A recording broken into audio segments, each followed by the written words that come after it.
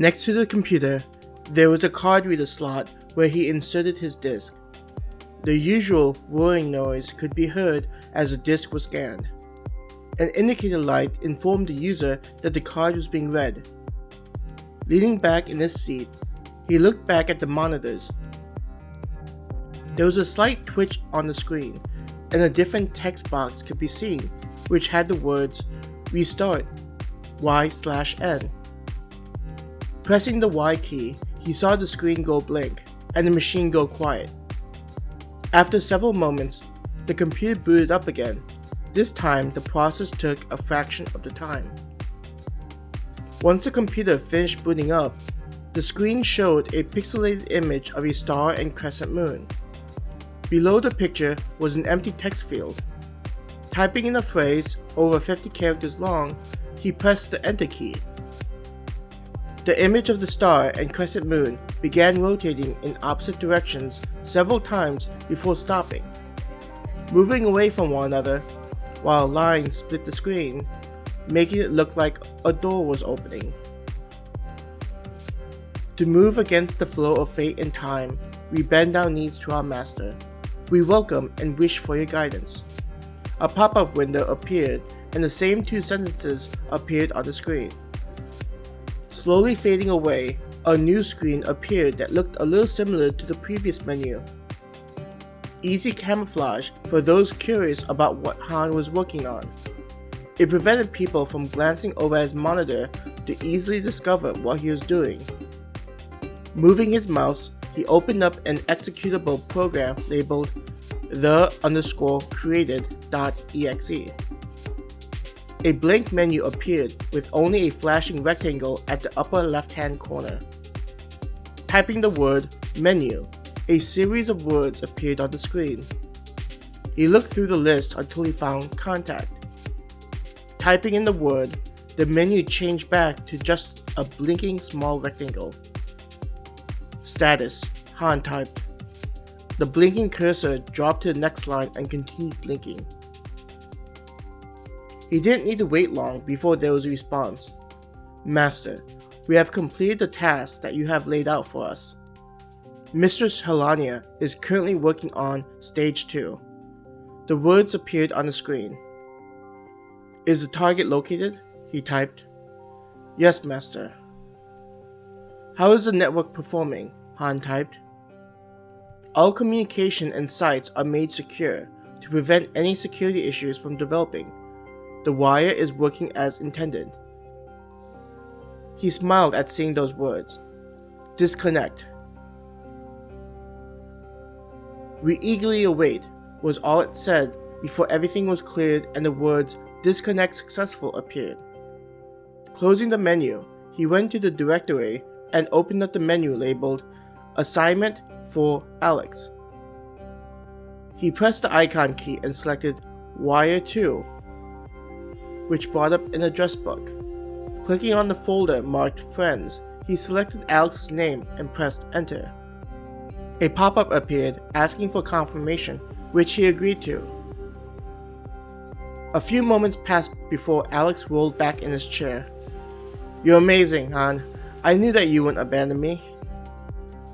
I'm guessing you received my wire? Han smiled at Alex. There was a clapping sound as Miss Palmer tried to gain their attention. Settle down, everyone. We'll be starting class now.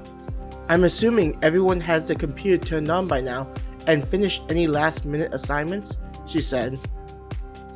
Han looked over his monitor and noticed Miss Palmer looking in their direction. I think she knows that you didn't do your assignment, he whispered to Alex. He heard a groan. The Ice Queen strikes again, Alex muttered. Now who can tell me about computers? Miss Palmer asked them. Han heard one of his classmates answer. Computers were created by the military during the previous continental wars, as a way to connect command with troops. With the help of computers, massive amounts of data were able to be processed to better predict and organize the military. Why did the military think that computers were able to accomplish this? Miss Palmer asked after the student finished. Computers are very good at calculating raw data and presenting it in a form that can be understood, Amy said. Yes, computers are good at performing calculations and creating models, which are important for warfare. But how did these computers appear at the school? Miss Palmer paced back and forth as she listened and provided questions. It wasn't until after the Continental Wars that the government realized that computers could increase efficiencies in the public and private sectors. Both computers and the wire were released at the same time and with large subsidies. They became cheap enough for companies and families to own a computer that could connect to the wire, Amy answered. Seeing Miss Palmer waiting, she continued, "To educate the next generation, the government provided national grants to all levels of education. The computers were sold at nearly cost-free levels. Access to the wire was made available at no additional cost.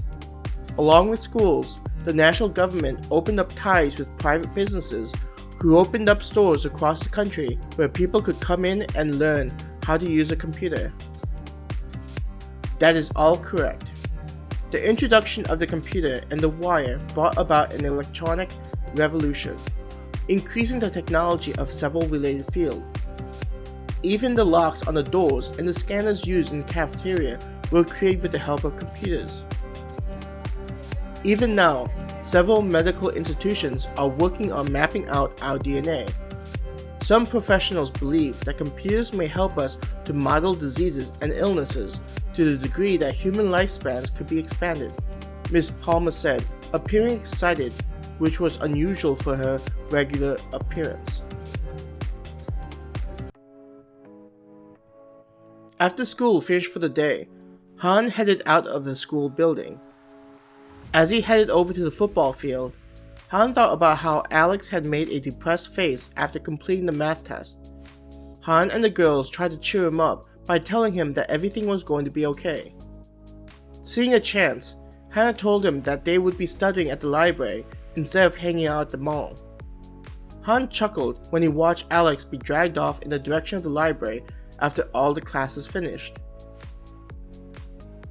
Laughing about Alex being dragged off to study hell with Hannah, Claire asked as she walked beside him. He nodded his head. I'm sure he was imagining himself being forced to read so many chapters that it would feel like his brain is melting, he said while grinning. Though Alex was his friend, it didn't change the fact that Alex had difficulties with keeping school a priority. There was silence as they approached the football field, where they could see students lining up for tryouts. Even though it was only for middle school football, students still lined up to join the team. Han, why are you joining the football team? Claire asked. Turning his head towards Claire, Han said, Is joining the football team such a horrible thing? No, but it doesn't come across as life-changing. How many football players do you know that discovered breakthroughs in the medical field? She replied. I think you're overthinking this. I'm joining because the football team looks like an interesting experience, not because of what it'll do for me in the future, Han answered.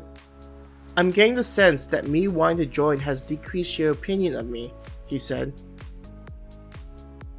Claire turned, raising both hands and waving them frantically. No, I still think you're a great person, Han, she stammered. Then why does it bother you so much that I'm doing this? He said, raising one of his eyebrows. I don't know, Claire said, looking deflated. With them reaching the field, he stopped and placed a hand on her shoulder.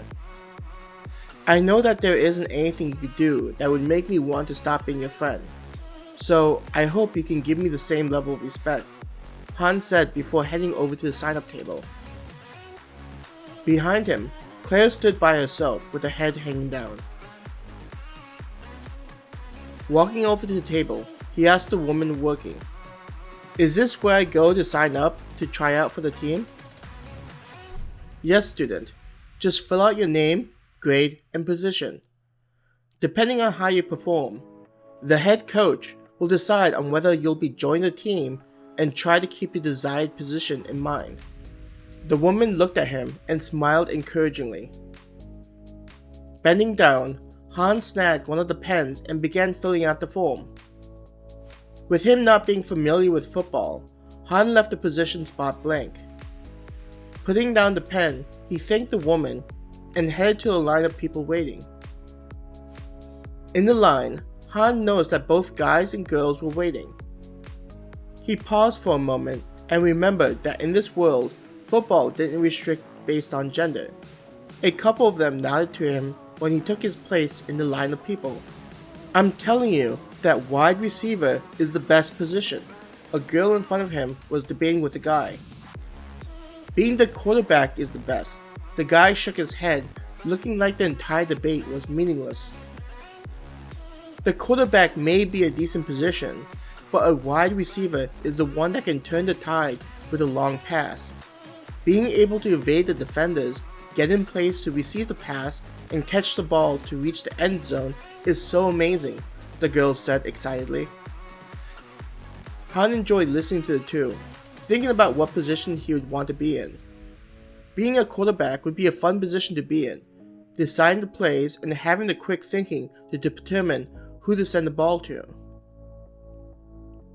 As the students were discussing where they would want to play and talking about joining the high school team in the future, a man headed towards them and said, "The next 5 of you will come with me." Being in the group of 5, Han followed after them and headed towards what looked to be a place to measure their speed. "Okay, I'll be measuring how quickly you complete a 40-yard dash. Regardless of what position you are playing in, the ability to run is critical. I want the 5 of you to line up behind the marking tape.